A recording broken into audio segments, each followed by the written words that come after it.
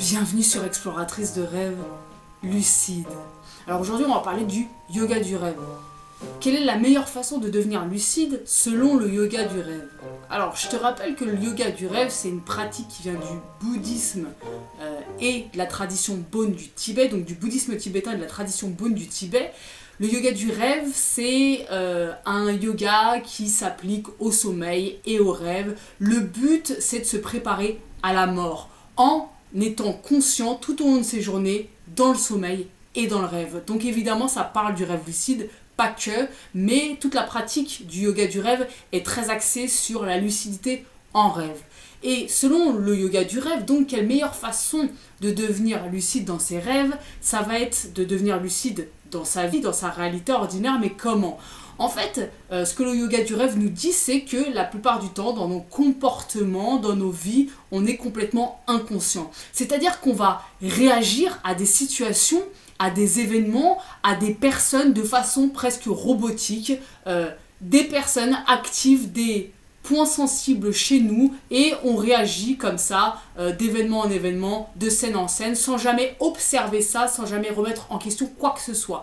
Et la première des étapes dans le yoga du rêve, c'est de devenir conscient, de devenir observateur de sa vie. C'est-à-dire de ce qui se passe en soi, de nos perceptions, de nos sensations, de ce qui nous traverse et des situations extérieures. Devenir conscient quand par exemple une situation t'arrive ou que tu vis une expérience ou que quelqu'un te parle de quelque chose, qu'à ce moment-là, cette situation, cette personne ou cette expérience est en train d'appuyer sur quelque chose en toi et que toi, tu t'apprêtes à réagir à ça. Ou alors, tu es en train d'y réagir comme un robot, quelque part. On aurait appuyé sur un bouton, up, telle situation ou telle parole ou tel truc déclenche ça chez toi. Et en fait, la première des étapes, c'est de devenir observateur de tout ça. Observateur de tous ces mécanismes, de tous ces conditionnements, de tous ces systèmes intérieurs dans lesquels on est complètement pris et dans lesquels on devient des espèces de personnes somnolentes tout au long de nos journées.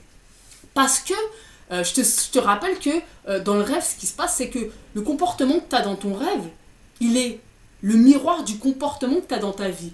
Donc si tu es complètement inconscient et que tu es comme un zombie tout au long de tes journées dans ta réalité ordinaire, et bah, tu vas être de la même façon un zombie dans tes rêves qui se laisse totalement emporter et entraîner par le scénario du rêve. Et tu n'as presque aucune chance de devenir lucide parce que tu ne l'es jamais dans ta réalité ordinaire. Tu n'es jamais conscient de ce qui se passe, de ce qui t'arrive dans ta réalité ordinaire. Tu continues d'agir heure après heure, jour après jour, comme un robot qui a été conditionné depuis l'enfance même. Selon le yoga du rêve, dans des vies passées, parce que le yoga du rêve s'appuie aussi sur le fait que on est victime de notre karma. Donc le karma, c'est la loi de cause à effet. Donc même carrément, t'es en mode robot et tu tournes sur des schémas, sur des réactions qui sont passées, voire passées depuis de nombreuses vies parfois. Donc pour ça, c'est un autre débat. Mais quoi qu'il en soit, effectivement, dans nos vies de tous les jours, étant conditionnés, on a des blessures émotionnelles.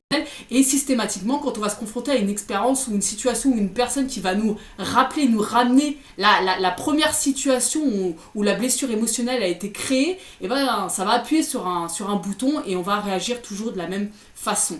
Donc ça, c'est une première étape de prendre conscience de ces perceptions, de ces sensations, de ce qui nous traverse, pour commencer à être maître de son comportement. C'est-à-dire que le jour où tu constates que quelqu'un est en train d'appuyer sur un bouton émotionnel, plutôt que de réagir toujours de la même façon, tu vas, cette fois-ci, prendre conscience qu'en toi, effectivement, la personne a appuyé sur un bouton, et à ce moment-là, tu vas faire le choix de contrôler ça, et tu vas prendre conscience que c'est une réaction, et là, tu vas choisir en conscience de ne pas réagir à la situation. Là, quelque part, tu as déjoué un petit peu tes systèmes ou ta blessure ou ton conditionnement ou ton karma selon le yoga du rêve. Tu as déjoué le truc parce que tu n'as pas répondu tel un robot, tu as été un être humain conscient qui a choisi de ne pas répondre à ça.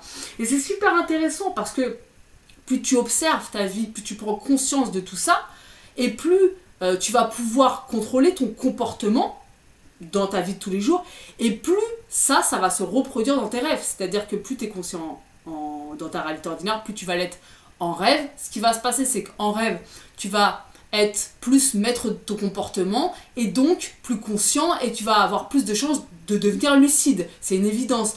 Et c'est plus que ça, le yoga des rêves, il pousse le truc plus loin parce que pour le yoga du rêve, c'est vraiment tout le but est de se préparer à la mort. Et pour se préparer à la mort, c'est d'abord devenir lucide dans son rêve, d'abord devenir lucide dans sa réalité ordinaire.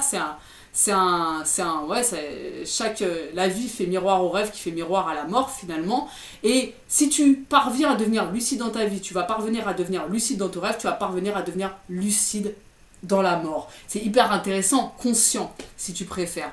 Donc voilà, tout le but du yoga du rêve, c'est de devenir conscient dans l'étape de la mort qui est selon le yoga du rêve qu'une étape de transformation, et le but étant comme dans un rêve de ne pas se laisser emporter par ce moment-là, mais plutôt de le vivre en conscience, parce que si tu le vis pas en conscience, tout comme dans le rêve, tu vas te laisser emporter et entraîner par le scénario qui va se passer à ce moment-là. Donc toujours pareil, selon le yoga du rêve, si tu n'es pas conscient à ta mort, ce qui va se passer, c'est que tu vas tout simplement te réincarner en fonction de ton karma, donc souvent en fonction du karma négatif en plus, enfin en fonction d'un ensemble de paramètres, mais de ton karma, de ce que tu as vécu dans ta précédente vie ou tes précédentes vies.